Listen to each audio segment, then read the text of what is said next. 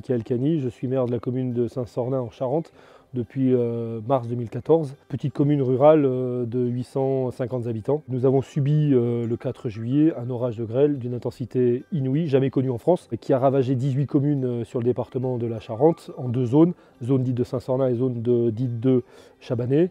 1 million de mètres carrés de toiture pour faire vite, 300 000 mètres carrés de bâtiments agricoles, 300 000 mètres carrés de bâtiments industriels et 400 000 mètres carrés de bâtiments collectifs et individuels. La MSA, partenaire incontournable du monde agricole, a été forcément partie prenante dès le lendemain des intempéries où le service social de la MSA est venu en renfort pour soutenir les sinistrés agricoles, mais pas que. Tout le monde pouvait prendre entre guillemets tous les sinistrés qui se présentaient à ce pôle-là pour pouvoir être aidé. 9 mois après le sinistre, la MSA est toujours présente sur le terrain par son rôle de proximité vis-à-vis des exploitants agricoles et puis parce que la reconstruction est toujours d'actualité. Comme je dis souvent, la reconstruction des habitations, mais surtout des âmes. Et où en fait dans ce contexte agricole particulier, les accompagnements sociaux de la MSA sont effectivement très importants sur ce territoire-là pour accompagner les agriculteurs.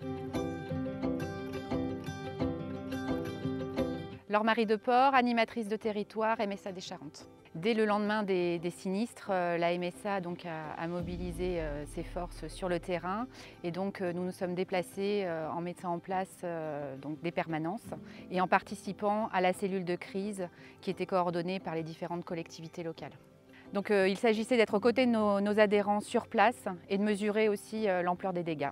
Nous avons effectué des permanences donc, pendant les 2 semaines qui ont suivi les intempéries, donc dans la salle Omnisport de Saint-Sornin et nous étions là donc, pour accueillir nos ressortissants et puis aussi être à l'écoute de l'ensemble de la population qui était dans ce besoin-là.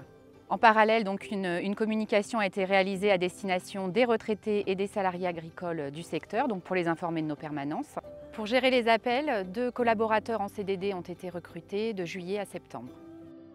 À partir de septembre, nous avons remis en place des permanences sur le secteur de Saint-Sornin et nous avons accueilli de nouveaux assurés en difficulté dont les problématiques sont arrivées a posteriori des événements.